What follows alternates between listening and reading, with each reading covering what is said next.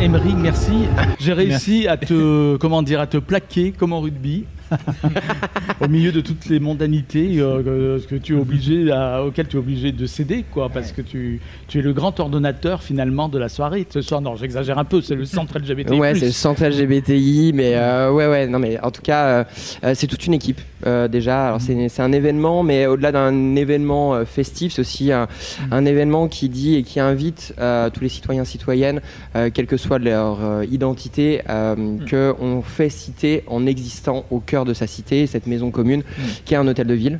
Donc pour nous c'était important de continuer à organiser ce bal. On s'est battu pour qu'il soit écrit dans le plan local contre les LGBTI-phobie et la mairie a été très aidante pour le coup dans l'organisation cette année.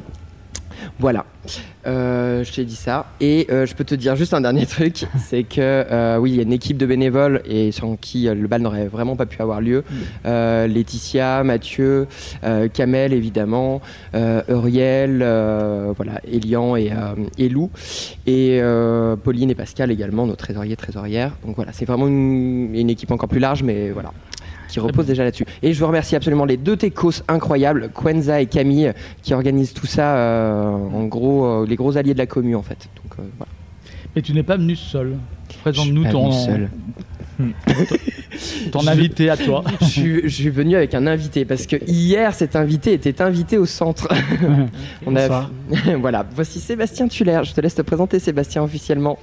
Sébastien Tuller, pronom il, et je suis responsable des questions des droits des personnes LGBTI+ à Amnesty International France.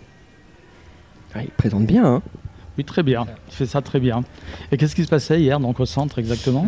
Hier, on avait une table ronde qui s'appelait Numérique Nick sur le porno, le travail du sexe et les droits humains. Et comment aujourd'hui on entrave les droits des travailleurs et des travailleuses du sexe, des créateurs de contenu pour adultes, avec un prisme et un regard sur les droits fondamentaux, les droits humains et voilà. Oui, parce qu'on rappelle qu'en ce moment, tu le sais, ma chère Léa, nous fêtons un grand événement. L'occupation de l'église Saint-Nizier, parce qu'on appelait à l'époque les prostituées lyonnaises. Ça a été un événement national, hein, parce que c'était la première fois que des travailleuses du sexe, et même quelques travailleurs du sexe, paraît-il, ont investi l'église avec le soutien, je crois, du curé de l'époque, de l'évêché. Ils ont même pointé dans une autre église pour faire croire à la police qu'elles allaient aller là-bas, et elles ont investi les lieux. Et en effet, il y avait des hommes aussi, et qu'on pourrait qualifier aujourd'hui de personnes trans, parce qu'à l'époque c'était pas les termes qui étaient utilisés, mais voilà, il y avait déjà en effet de la communauté LGBT était déjà investie dans ce lieu. Et il va y avoir une plaque commémorative qui va être dévoilée, je crois d'ailleurs. C'est ça. Le 2 juin. Le 2 juin. On a fait deux plaques, celle du 18 mai sur les combattants et combattantes du VIH SIDA qu'on a inauguré donc le 18 mai. Et en fait, en travaillant sur cette plaque, j'ai suggéré au cabinet du maire le fait que il y avait les 50 ans de l'église de Saint-Nizier, et que je pense que c'était un événement qui était aussi important dans une histoire de ville, qu'il fallait la graver dans le marbre. Et pour le coup je peux le dire parce que la ville a eu quand même un an de municipal, quand même à tenter le coup, parce que c'est un pari risqué politiquement pour beaucoup, et ils l'ont fait. Donc on est content que ces deux plaques aient eu lieu, parce que c'est quelque chose qui en fin de mandat n'est pas forcément facile à porter, et pour le coup ça existe, et ça sera, je crois, la première plaque en France qui parle du sujet. Bien, alors en ce qui concerne le plan de lutte contre les LGBTI+, donc que tu viens d'évoquer, le centre LGBTI+ de Lyon, qu'est-ce que je raconte ? Le plan de lutte contre les LGBTI-phobies, voilà. Que tu as le centre LGBTI+, donc a porté ce plan de lutte depuis des années maintenant. Le plan local. Voilà. Et donc c'est quelque chose dans lequel le centre est fortement investi, alors avec d'autres acteurs évidemment, de la communauté militante, mais aussi évidemment en partenariat avec des collectivités territoriales. Et ça a permis d'importantes avancées à Lyon, dans la métropole de Lyon. Oui, en fait, pour nous, ça a permis de placer officiellement par les acteurs territoriaux locaux le centre comme le coordinateur local sur les questions LGBTI+. Ce qui n'était pas du tout le cas à l'époque. Le centre avant, c'était vraiment un local vide sur lequel les assos venaient, et c'était totalement utilitaire, et c'était pas du tout du fonctionnel. Et là aujourd'hui, non, le centre existe comme une entité propre, et vient soutenir les associations et le public très directement. Et la stratégie, elle est de se dire, parce que c'est vraiment une question stratégique, c'est de se dire il faut renforcer les moyens financiers pour parvenir à ces actions-là, les moyens humains également, et les partenariats. Et ça passait, entre guillemets, par une reconnaissance institutionnelle. On regrette simplement que l'ARS ait refusé de signer, bien qu'il participe normalement aux réunions, même s'il n'était pas présent à la première qui a eu lieu la semaine 15 jours. Et ce qu'on peut parler, parce qu'avec Sébastien, on était présent lundi au comité de suivi du plan national contre les LGBT-phobies. Donc c'est le plan vraiment plus là qui était porté en national. Et je pense que Seb, tu peux en dire 2-3 mots parce que tu y as assisté en même temps que moi et c'est pas de cool.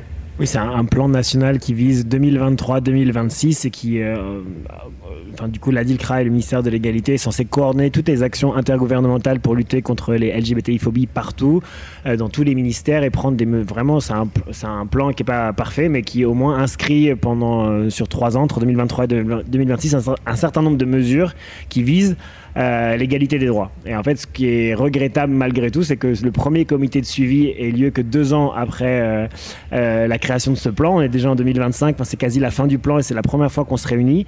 Mais la bonne nouvelle, c'est qu'un certain nombre de mesures avancent, sont engagées et certaines administrations commencent à se mobiliser sur ces questions, mais on voit bien que c'est toujours pas à la hauteur des enjeux et que la question des agressions LGBTI-phobes est toujours très élevée. Le ministère même de l'Intérieur note une augmentation des agressions. SOS Homophobie, dans son rapport annuel aussi, note une augmentation des discours de haine et des actes anti-LGBT contre les personnes.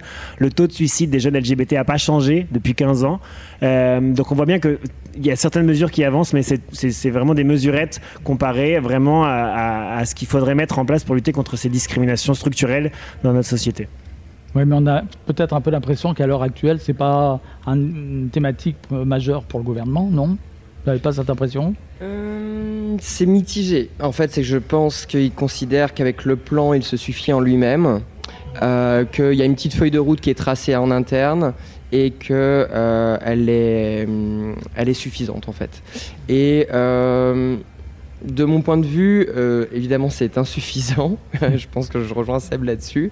Mais pour moi, il y a un problème. Ils y vont un peu à l'aveuglette et ça manque d'une vraie coordination qui intègre les associations et, de mon point de vue, vraiment les centres LGBT qui sont directement acteurs de la plupart des enjeux des ministères qu'on a rencontrés.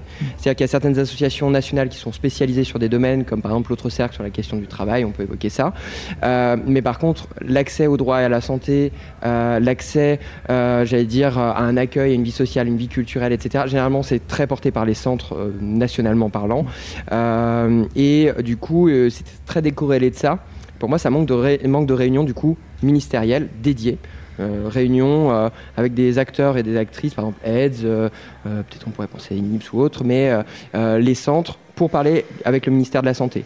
Des réunions pour parler des questions des droits, par exemple Amnesty, les centres, etc. Et voilà, il faudrait des volets pour moi dédiés et des temps de travail, parce qu'il manque un temps de travail en fait. Là, on a vraiment suivi, pour moi, un temps où on nous a déroulé des choses qui sont pas nulles en soi, hein, c'est pas ça, c'est vraiment l'approche qui manque de coordination et de synergie entre les structures.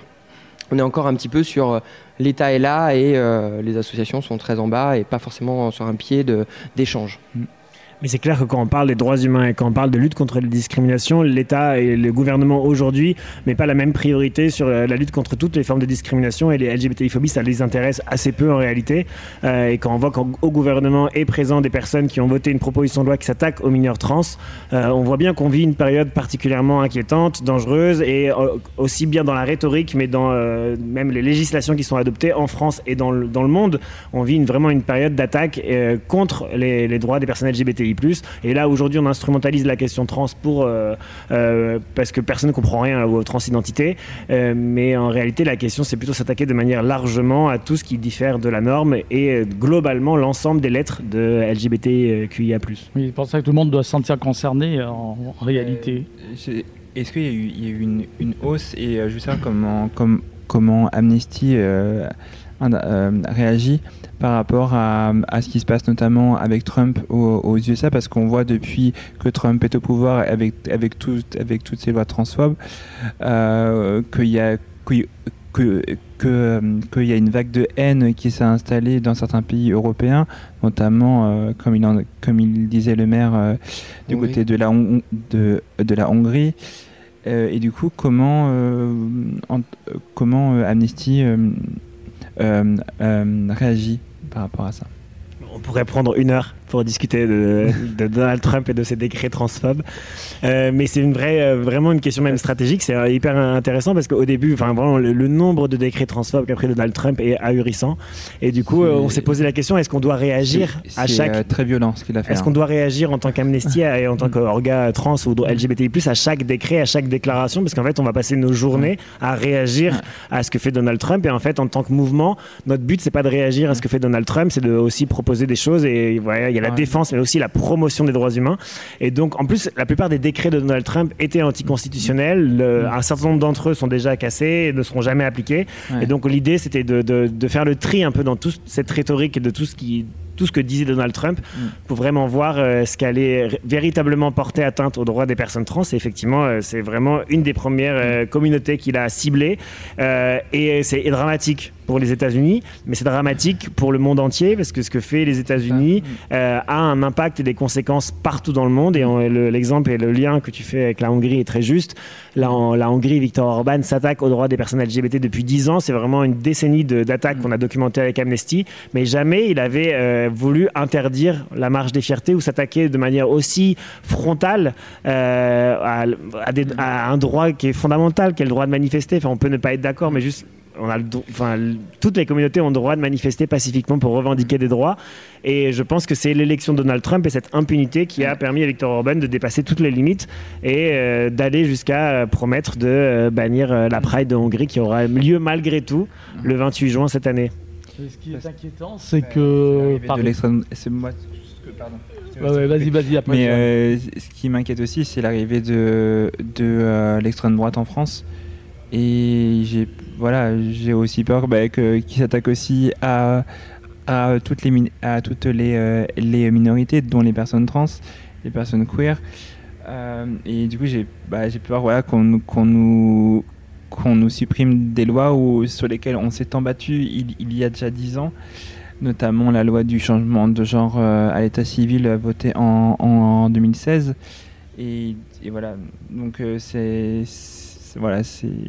il faudra voir comment est-ce que la France peut, comment est-ce qu'on peut contrer justement cette vague de haine. Il y a un sujet en fait tu parlais Seb de la question de la stratégie déjà adoptée. On est sur une situation où on a une fenêtre d'Overton. Il perd son micro celui-là. On a une fenêtre d'Overton qui s'est vraiment décalée. Sur un échiquier très à droite et au-delà de la question droite-gauche, c'est plutôt sur un échiquier j'allais dire totalitaire en fait. C'est même pas une question pour moi vraiment de droite-gauche, c'est vraiment plutôt quelle est la méthode et d'appréhension des droits qu'on est en train de mettre en place. Il y a un angle populiste aussi où on décorrèle entre guillemets les enjeux de la société et on les soumet, j'allais dire de manière biaisée à tout le peuple, comme s'il avait l'intégralité des éléments pour y répondre. Alors que c'est pas du tout le cas. Il y a un manque d'information et d'éducation sur beaucoup de sujets. On peut parler par exemple de la question, Amnesty est né d'ailleurs un peu de ça, mais de la dépénalisation, des droits à mourir, Oui, la peine de mort, la peine de mort, merci Seb. De la suppression de la peine de mort, et qui est toujours re-questionnée régulièrement quand on va parler d'agression à caractère sexuel, généralement de personnes sous OQTF ou autres. On va souvent évoquer des sujets très radicaux et des méthodes très radicales pour y répondre. Et du coup, il y a un enjeu quand même, en effet, de donner une réponse d'impunité. La société, pour le moment, quand les gens vont déborder, on leur tape un tout petit peu sur les doigts et encore, ils vont continuer. Et on le voit sur certaines émissions de télé, sur certains médias, etc. Il y a une impunité de la parole sous couvert d'une forme de liberté d'expression qui n'en est pas réellement une. Et finalement, comment répondre à ça? Moi, je rejoins un peu ce que tu disais, Seb. Il y a la question de... Il n'y a pas que défendre les droits humains, il y a une manière d'y répondre, en fait. Ouais. Et vraiment, c'est de reprendre, en fait, la main, et non plus être dans la réaction, mais dans l'action choisie. C'est pour ça que nous, en tant que centre, et même au niveau de la Fédération LGBTI+, où je suis vice-président et porte-parole, on fait surtout un choix, avant tout, déjà, d'analyser beaucoup, et de se dire, on ne va pas réagir, on va construire une stratégie de réponse sur le long terme. Parce que de toute façon... quoi qu'il se passe dans des échiquiers politiques, on doit être en capacité à pouvoir continuer le combat. Donc, comment le faire pour intégrer ces enjeux-là?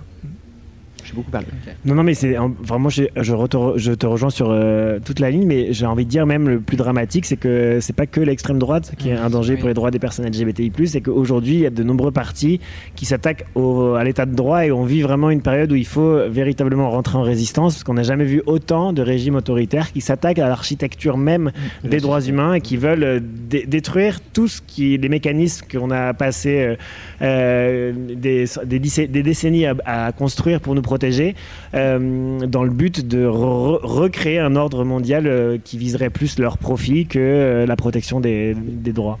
Et ce qui est inquiétant, pour rebondir sur ce que tu disais justement, c'est qu'au Royaume-Uni, par exemple, qui était quand même un pays qui était presque en avance sur les droits trans, notamment, est en train de revenir, de faire marche en arrière, alors même que ce n'est pas un gouvernement totalitaire, ni un gouvernement d'extrême droite, c'est un gouvernement travailliste, social-démocrate quand même.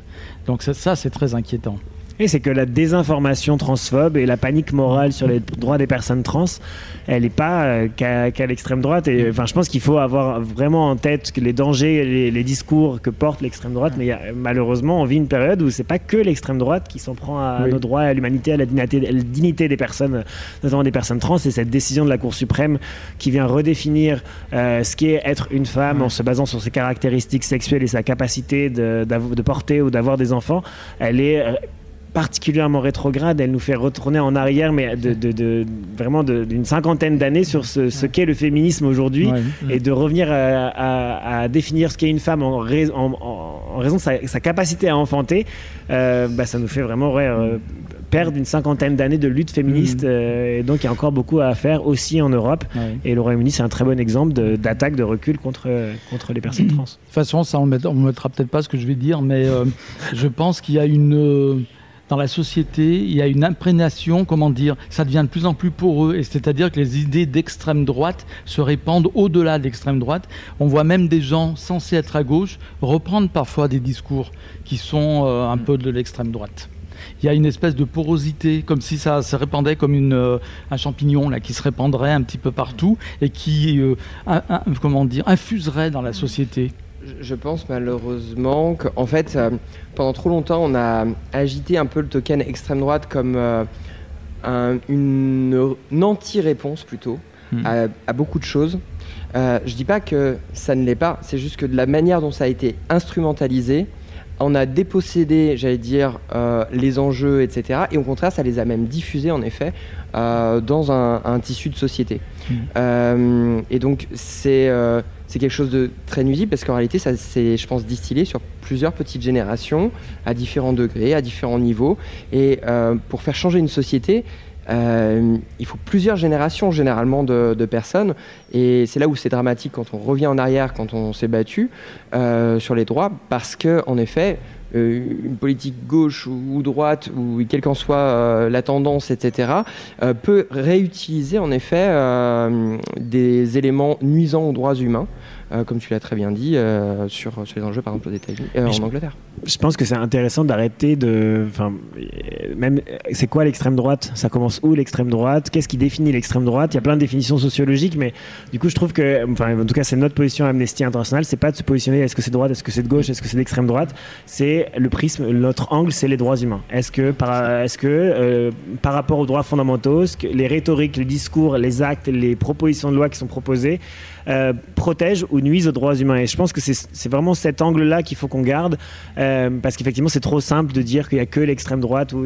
que la gauche ou la droite s'attaque ou pas. Vraiment notre seul prisme, peu importe ce que c'est l'extrême droite, il n'y a pas de définition en droit international, ça m'intéresse assez peu. Il y a des régimes autoritaires, il y a des partis politiques qui s'attaquent à nos droits, et c'est ça qui devrait tout nous inquiéter. Et effectivement malheureusement c'est pas c'est pas qu'un seul mouvement politique aujourd'hui, c'est beaucoup plus parsemé parce que ces idées-là, elles prospèrent depuis un certain nombre d'années et que peut-être on a cru qu'à un moment donné, avec le mariage pour tous, qu'on vivait une période de progrès, et que ça allait continuer. Or, on voit bien qu'au contraire, c'était un mur, qu'après le mariage, on avait déjà eu pas mal de choses et qu'il fallait se contenter de peu, finalement, alors qu'il reste tout à construire. Et que tout n'est jamais acquis aussi, voilà. Je pense que là, on s'en rend vraiment compte, en effet, oui. Rien n'est jamais acquis. Rien n'est jamais acquis.